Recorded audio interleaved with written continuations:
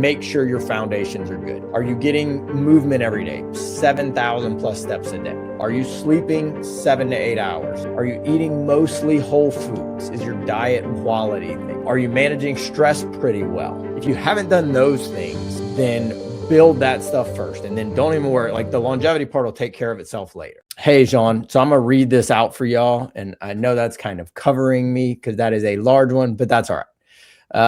Dr. Hines, good video. I'm a 71-year-old male with persistent AFib, no symptoms other than mild sleep apnea and low dose Eliquis, proactive about taking care of my health, exercise, diet, stress, minimal added sugar, sleep, VO2 max is around 33. Good.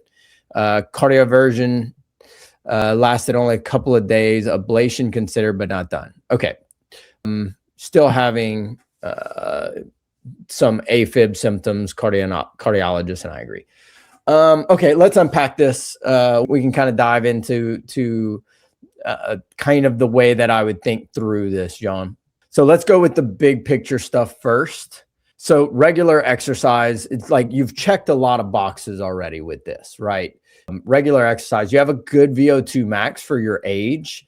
Your VO2 max at 33, quite good. I would wonder, are we doing a lot of zone 2?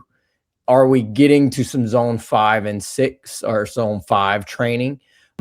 Nutrition, low added sugar, quite good. Something that we would want to dive into. Sleep with known mild sleep apnea is something that I would want to know is what are your sleep scores? And then stress, what's stress look like? So the way I would think through some of this is like, how do we reduce the triggers to improve the environment, the way that your kind of heart is operating in?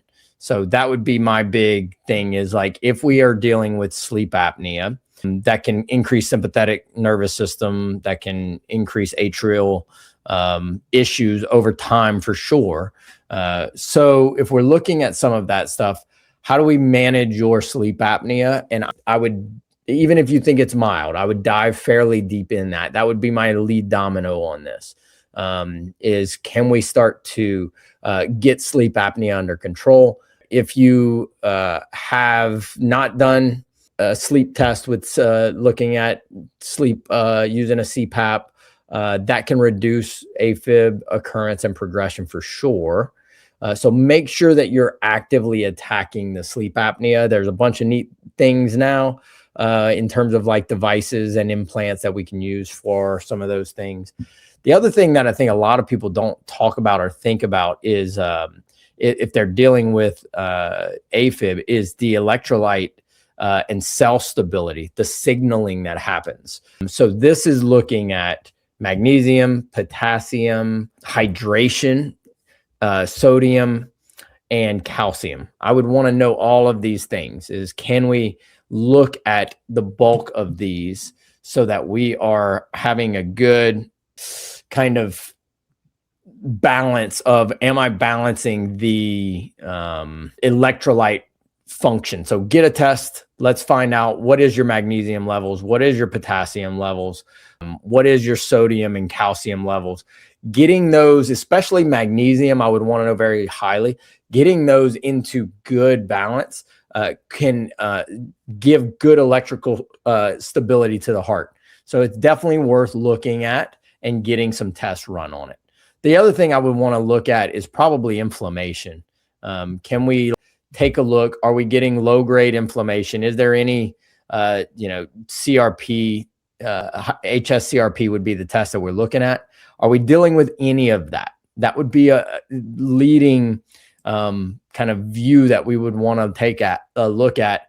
And then we can make some decisions based on that. Do we need to add some things like omega-3, vitamin D? So if we would work through this, I would say get a sleep apnea test. Let's start to find out where we're at with that. Let's get a micronutrient test that tells us our levels of vitamin D, that tells us our micronutrient, magnesium, potassium, calcium. Once you have some of those things, I think then you can make some decisions. Do I need to improve inflammation? Do I need to improve micronutrient? balance with any of those things? Are there some things I can do for sleep apnea? So that would be how I would work through this in short order, kind of off the top of my head. What else would we look at? Then you start to go into treatment, but it would be almost based on those things. I would consider, if you're not doing zone 5, I would tell you pull off a few of your zone 2. If all you're doing is like biking and running, pull off and add in some higher level, low dose, high intensity training. I would consider sauna for sure. Make sure that your micronutrients are in good balance, because you're going to sweat, and we need to make sure that we're keeping those up. You can wear one of those Gatorade patches to tell you what you're losing in your sauna session, so you can replenish it really well. Dial in sleep to a very high degree. Get sleep apnea in a great position. Get electrical stability and micronutrient balance in a good position. Reduce inflammation. And then get training there. You're doing a lot of stuff right. I don't want to add a whole lot to it. I just would say that if you are still dealing with some AFib, this is how I would work through some of that stuff. That's how I would go about attacking that. You're right there. I mean, you're doing awesome on a lot of these. You and your cardiologist have already kind of made some really good decisions on this. So now it's just, can we support the systems around it? So hope that helps unpacking that. There's probably, a little bit of legwork in terms of testing that you would want to do to really get to the bottom of some of those answers. So I hope that helps. Let me know if you have any follow-ups. I'd love to do some deep dives on it. Good stuff, John. Hey, Sarah, thank you for the question. Dr. D, I've been seeing a lot about allulose lately. Me too. I've been talking about it for like years now. Is it actually better than, what did that say, regular sugar for blood sugar and weight loss, or is it just another trend? Allulose is a fun one. I just stay tuned. If you subscribe to the Pain and Performance podcast, I have a little daily episode coming out on allulose. That'll probably be a good adjunct to this. But if we're looking at allulose, allulose is considered a rare sugar. It's not technically a sugar alternative. But allulose is very interesting because allulose does not spike your blood sugar the way other things do, certainly like sugar.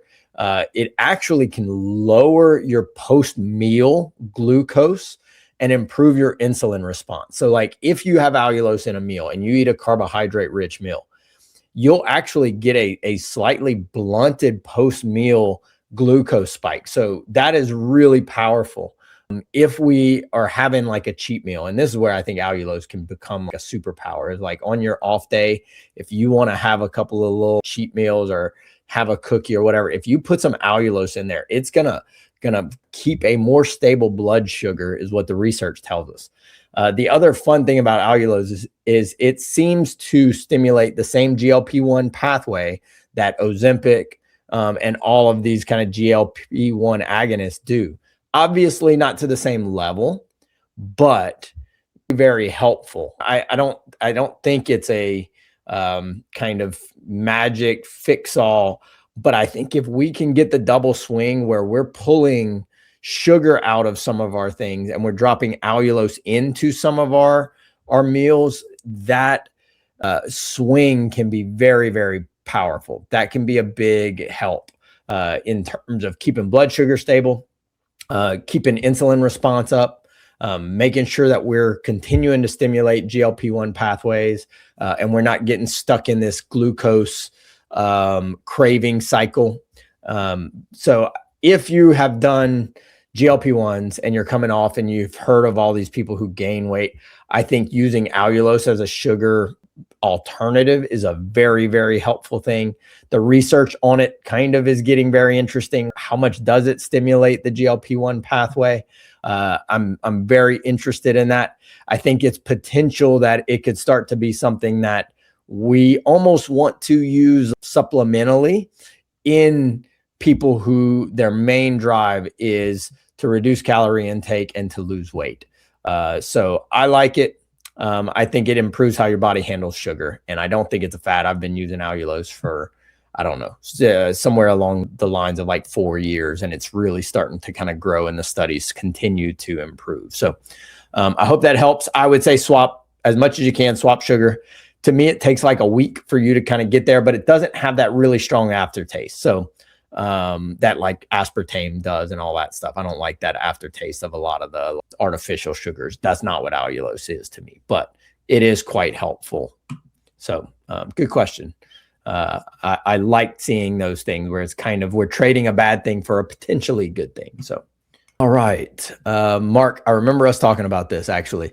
I heard something about urolithin A that is supposed to help with aging and muscle health. Can I get it naturally?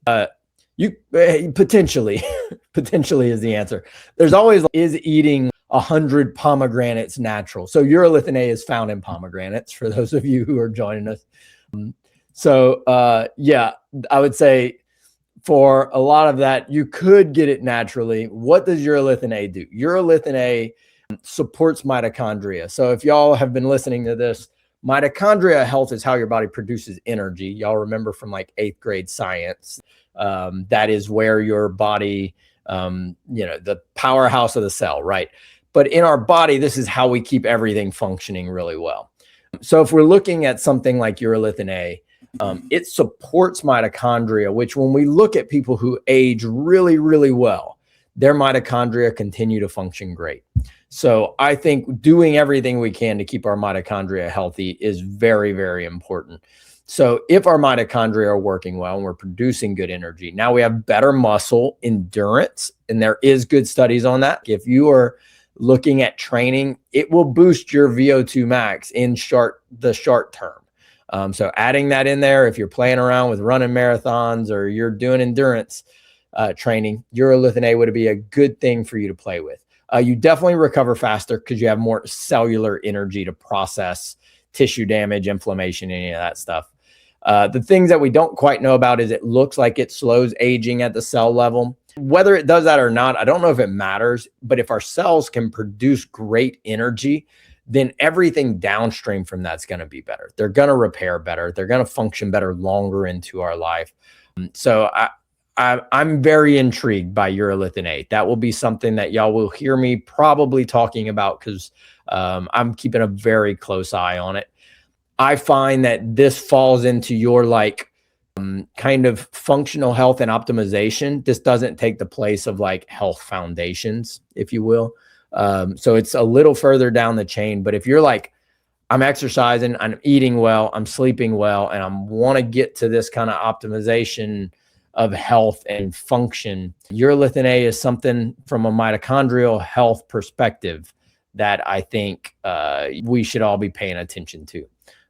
So the studies on it continue to be quite intriguing. So I say keep an eye on it. If you're training an endurance athlete and you've already done a bunch of stuff and you want to try some things for mitochondrial health, use urolithin A. Good studies on it being safe. So we know that that's the case. And you're going to see some good improvements in endurance and mitochondrial function. So hope that helps. My favorite ways to reduce inflammation. Number one would be, hey, Heather, how are you? Number one would be prolonged fasting. I've seen few things truly change cellular inflammation and systemic inflammation than prolonged fasting. So like HSCRP, I've seen drop dramatically. Like tissue inflammation, I've seen drop dramatically. Y'all have heard me talk about this, and Heather, I think me and you talked about this, using some version of a fasting mimicking protocol, whether that's doing like a Prolon or your own thing where it's like we're going into very low calories, around 700 calories a day.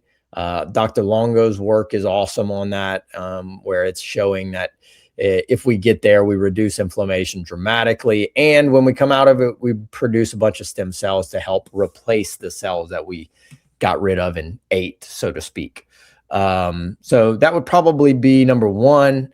Number two would most likely be avoiding sugar. When I have patients who reduce sugar, I'm interested to see someone switch sugar for allulose very completely. How much that would change inflammation. But when people go on like a sugar detox, the amount of inflammation that comes off their body is crazy. They feel so much better. So that's another one. And then I'm partial to whole body cryotherapy. And that's not like full disclosure. We have that here. That's not why. I think it checks so many boxes in one fell swoop that it's hard to beat. It's like you're going to get systemic inflammation down. You're going to increase cell and immune function. So like even inflammation that comes later, we've helped. We're going to increase brown adipose tissue function. You're increasing these cold shock proteins. So it's like you're getting this reduction in inflammation, but you're turning all the systems on for health and resilience. And so that would be my list of 3. Once you're doing some of those, then we can talk about supplements and all that stuff. But I don't think there's a supplement that really changes inflammation the way that those 3 do. I don't think that there's one that's that effective. But once you're doing those things to really dial in inflammation, then we can start looking at omega-3s, vitamin D. Then we can start looking at curcumin. Some of those that really kind of move the needle, and certainly systemically, KPV as a peptide is quite powerful to reduce systemic inflammation. But those would be my 3 starting points. Good question. Great. I know a lot of people are dealing with some of that stuff. So thank you for asking. Linda, I'm trying to focus more on longevity, not just avoiding disease. Okay. If I had to simplify it, what's the most important things for longevity? Well, okay, I like this question, but I think a lot of people skip to focus on longevity. So they start looking at longevity and they're starting to do all that, but they haven't taken care of their health foundations first. So before we do this, I call this the hierarchy of health. This is something that y'all will hear much more about in the near future. But before you pay attention to longevity, make sure your foundations are good. Are you sleeping 7 to 8 hours? Are you getting movement every day? 7,000 plus steps a day? Are you eating mostly whole foods? Is your diet mostly quality things? Are you managing stress pretty well? If you haven't done those things, then build that stuff first. And then don't even worry, like the longevity part will take care of itself later.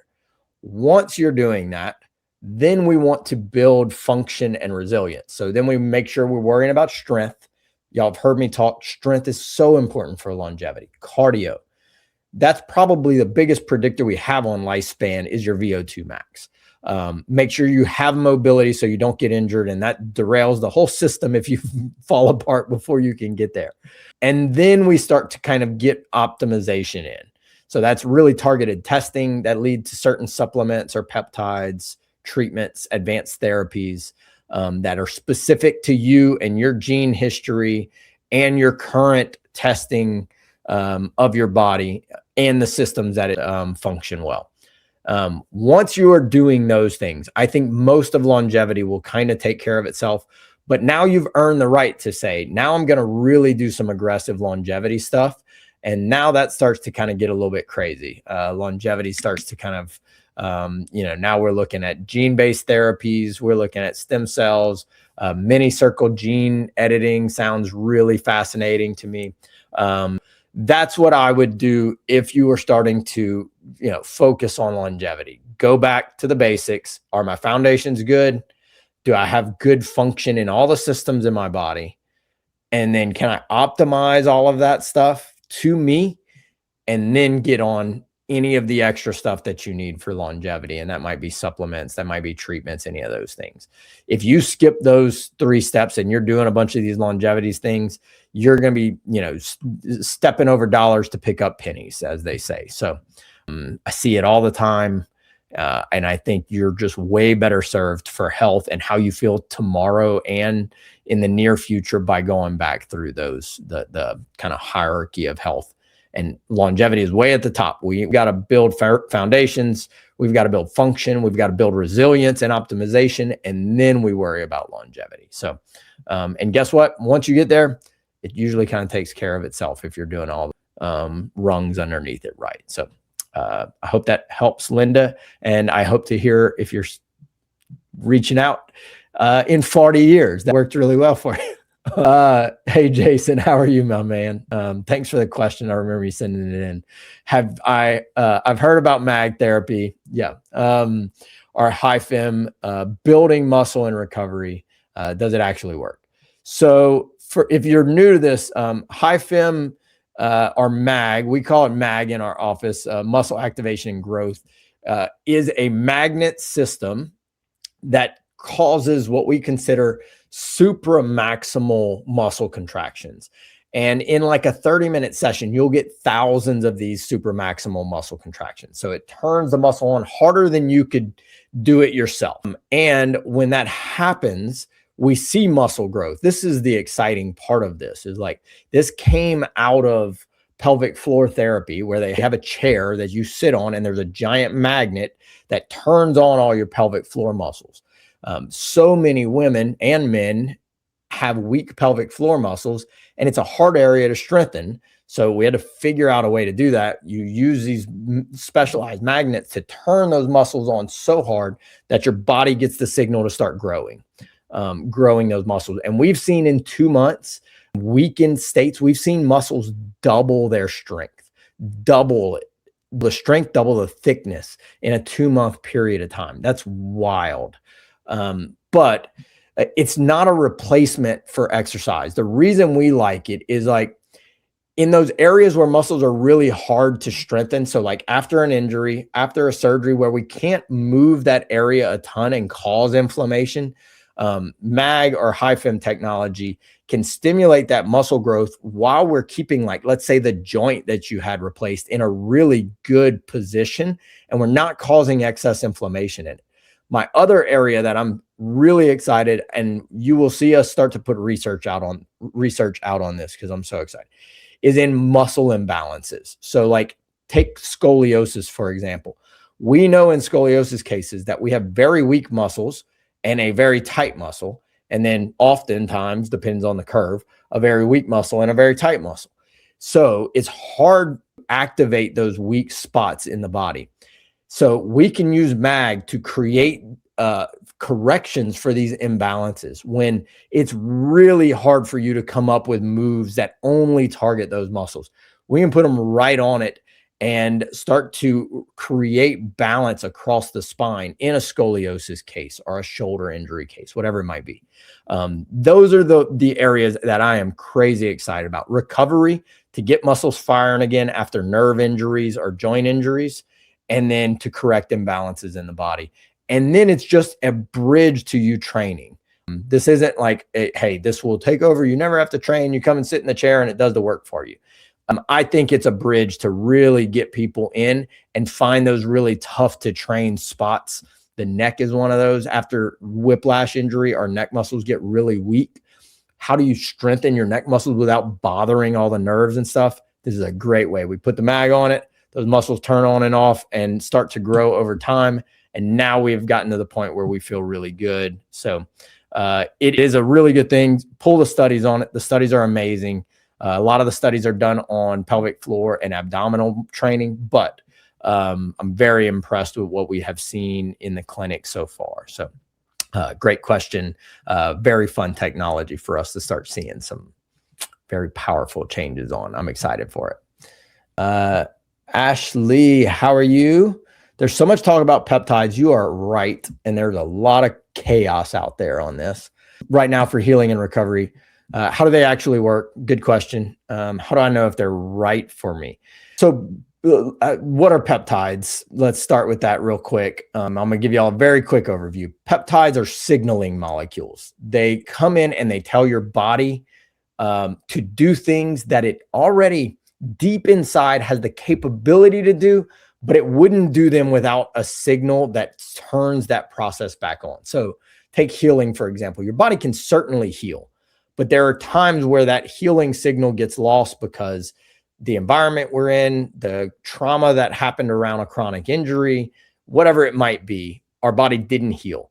Some of these peptides come in and they turn that healing signal back on and your cells go back to work. Very powerful. They enhance the natural processes. They don't replace it. That's very important because then it becomes like they're not magic. And you need to make sure, this goes back to the Linda's longevity question.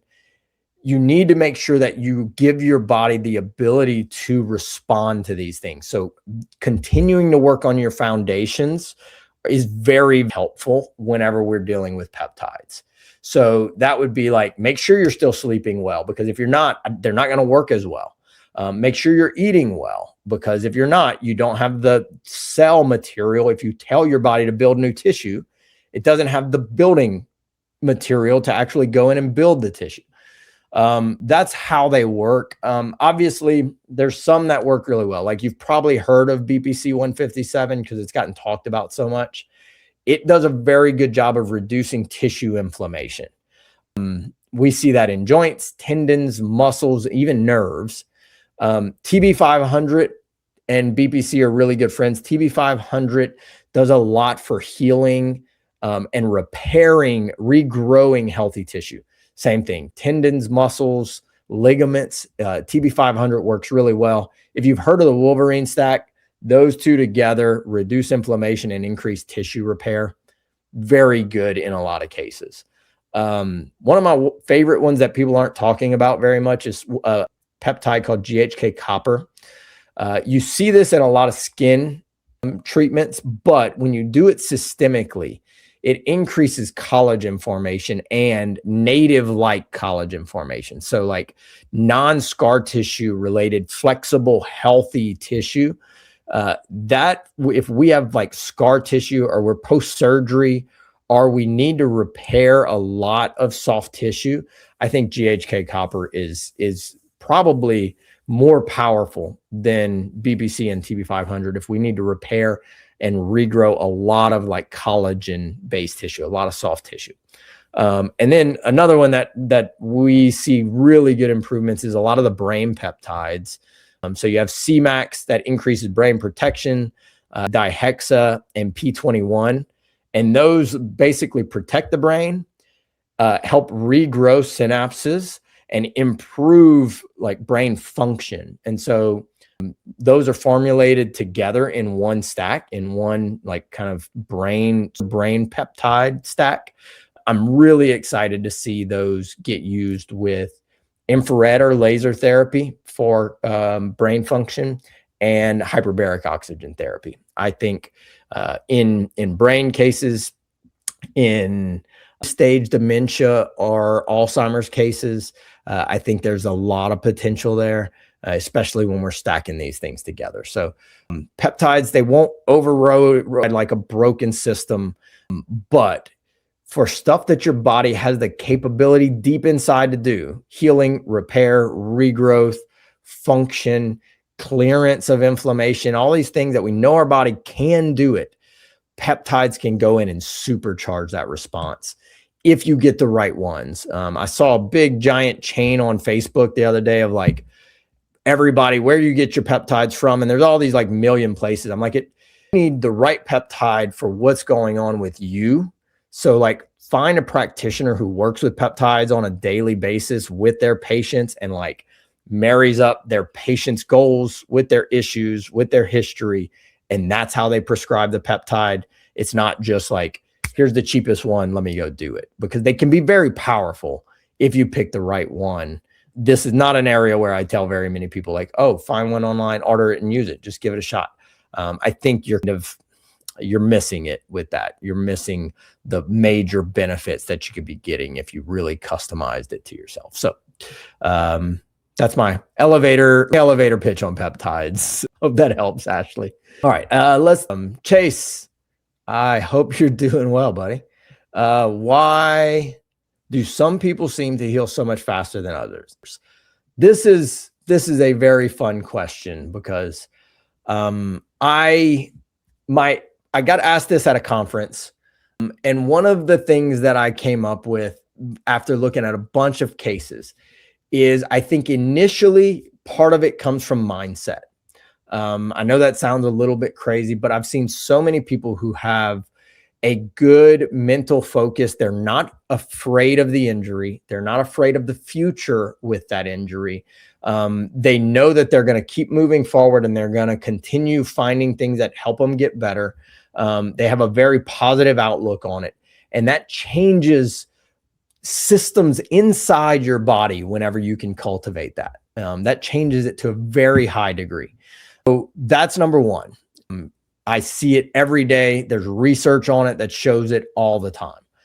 The second part is like, do we have good foundations of health inside? So do we have good blood flow? Do we have low inflammation? Are we sleeping well so my body can recover? Is my mitochondria functioning? And then am I getting proper nutrients or good nutrients in? Am I feeding the body really well? I think when we have a great mindset that puts us on a good pathway, and then those foundations are present, you're going to see these things continue to improve, but much faster. I mean, and like, look, we've seen patients who were very active and had those foundations with severe disc herniations, and within a month be back doing everything they wanted to do, exercising, lifting, riding bikes, doing all the things. And there's no restriction, and that disc just continues to heal and repair.